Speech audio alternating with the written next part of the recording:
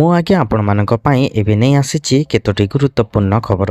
ଭିଡ଼ିଓଟି ନିହାତି ଶେଷ ପର୍ଯ୍ୟନ୍ତ ଦେଖନ୍ତୁ। ଗ୍ୟାସ୍ ଫାଟି କ୍ଷୟକ୍ଷତି ହେଲେ ଏଣିକି ମିଳିବ କ୍ଷତିପୂରଣ। ଏନେଇ ଗୁରୁତ୍ୱପୂର୍ଣ୍ଣ ରାୟ ପ୍ରଦାନ କରିଛନ୍ତି ଓଡ଼ିଶା ହାଇକୋର୍ଟ। ନୟାଗଡ଼ ସିଲିଣ୍ଡର ବିସ୍ଫୋରଣ ମାମଲାରେ ଶୁଣାଣି କରି କୋର୍ଟ ରାୟ ପ୍ରଦାନ କରିଛନ୍ତି। କୋର୍ଟ କହିଛନ୍ତି ଗ୍ୟାସ୍ ଫାଟି କ୍ଷୟକ୍ଷତି ହେଲେ ଏଣିକି କ୍ଷତିପୂରଣ ମିଳିବ। କୋର୍ଟ କ୍ଷତିପୂରଣ ଦେବାକୁ ଗ୍ୟାସ୍ କମ୍ପାନୀଗୁଡ଼ିକୁ ନିର୍ଦ୍ଦେଶ ଦେଇଛନ୍ତି। ଗ୍ୟାସ୍ ଫାଟିଲେ ଆହତଙ୍କୁ 2 ଲକ୍ଷ ଓ ମୃତକଙ୍କୁ 4 ଲକ୍ଷ ଦେବାକୁ ପଲିସି ରହିଛି ବୋଲି କୋର୍ଟ କହିଛନ୍ତି।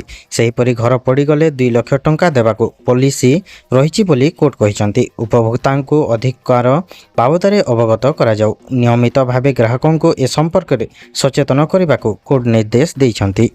ରାଜ୍ୟର ହିତାଧିକାରୀଙ୍କୁ ସେପ୍ଟେମ୍ବର ସୁଦ୍ଧା ନୂଆ ରାସନ କାର୍ଡ ଦିଆଯିବ। ଏନେଇ ଆଜି ବିଧାନସଭାରେ ସୂଚନା ଦେଇଛନ୍ତି ରାଜ୍ୟ ଖାଦ୍ୟ ଯୋଗାଣ ଓ ଖାଉଟି କଲ୍ୟାଣ ମନ୍ତ୍ରୀ କୃଷ୍ଣଚନ୍ଦ୍ର ପାତ୍ର। ଆଜି ବିଧାନସଭାରେ ମନ୍ତ୍ରୀ କହିଛନ୍ତି ରାଜ୍ୟରେ ଖାଦ୍ୟ ସୁରକ୍ଷା ଯୋଜନାର ହିତାଧିକାରୀଙ୍କ ତଥ୍ୟବଳୀକୁ ସ୍ୱଚ୍ଛ ଓ ପାରଦର୍ଶୀ କରିବା ଉଦ୍ଦେଶ୍ୟରେ ଆଧାର ଭିତ୍ତିକ ଇକ୍ୟୁଆଇସି ଯାଞ୍ଚ ପ୍ରକ୍ରିୟା ଚାଲିଛି।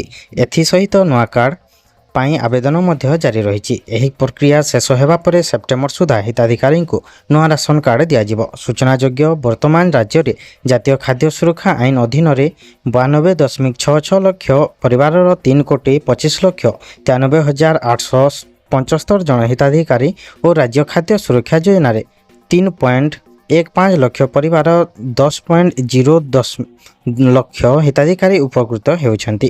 ଏବେ ଦୁଇଟି ଯୋଜନାରେ ସାମିଲ ହେବା ପାଇଁ ଆହୁରି 9 ଲକ୍ଷ ଆବେଦନ ହୋଇଛି।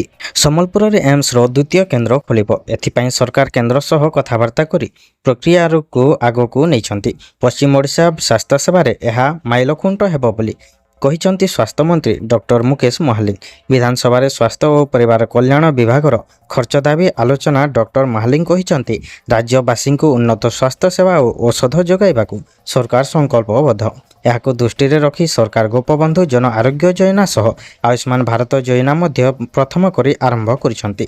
ଆୟୁଷ୍ମାନ ଯୋଜନାର ହିତାଧିକାରୀମାନେ ଦେଶର 27,000 ଅନୁବନ୍ଧିତ ହସ୍ପିଟାଲରେ ମାଗଣା ସ୍ୱାସ୍ଥ୍ୟ ସେବା ପାଇପାରିବେ। ରାଜ୍ୟ ବାହାରେ କାମଧନ୍ଦା କରୁଥିବା ଲୋକମାନେ ଏହାଦ୍ୱାରା ଦେଶର ଯେକୌଣସି ସ୍ଥାନରେ ପାଇବେ ଗୁଣାତ୍ମକ ସ୍ୱାସ୍ଥ୍ୟ ସେବା। ଏହା ରାଜ୍ୟର ସ୍ୱାସ୍ଥ୍ୟ ସେବାର ହେବ ଗେମ୍ଚେଞ୍ଜର। ଗତ ସରକାରଙ୍କୁ ସମାଲୋଚନା କରି ସେ କହିଲେ ମୋଦି କ୍ରେଜ୍ ଭୟରେ ଆୟୁଷ୍ମାନକୁ ଲାଗୁ କରାଯାଇ ନଥିଲା। ମାତ୍ର ବିଜେପି ପ୍ରତିଶ୍ରୁତି ଦେଇଥିଲା। ଏବେ ନୂଆ ସରକାର ଆସିବା ପରେ ଏହା ଲାଗୁ ହୋଇଛି। ବିଏସ୍କେୱାଇର ମାତ୍ର 900 ଅନୁବନ୍ଧିତ ହସ୍ପିଟାଲରେ ସେବା ମିଳୁଥିଲା। ଆୟୁଷ୍ମାନ ଏହା ଢେର ଗୁଣ ବଢ଼ିବା ସହ ରାଜ୍ୟକୁ ବାର୍ଷିକ 600 କୋଟିର ପାଣ୍ଠି ଫାଇଦା ହେବ। ଡକ୍ଟର ମହାଲିକ କହିଲେ ରାଜ୍ୟର ସବୁ ପଞ୍ଚାୟତରେ ଆୟୁଷ୍ମାନ ଆରୋଗ୍ୟ ମନ୍ଦିର ଖୋଲିବ। ଯୋଗ ପ୍ରତି ଲୋକଙ୍କୁ ସଚେତନ କରାଇବାକୁ ଏହି କେନ୍ଦ୍ରରେ ଜଣେ ଯୋଗ ପ୍ରଶିକ୍ଷକ ସହ ଜଣେ ସହକାରୀ ନିଯୁକ୍ତି ପାଇବେ।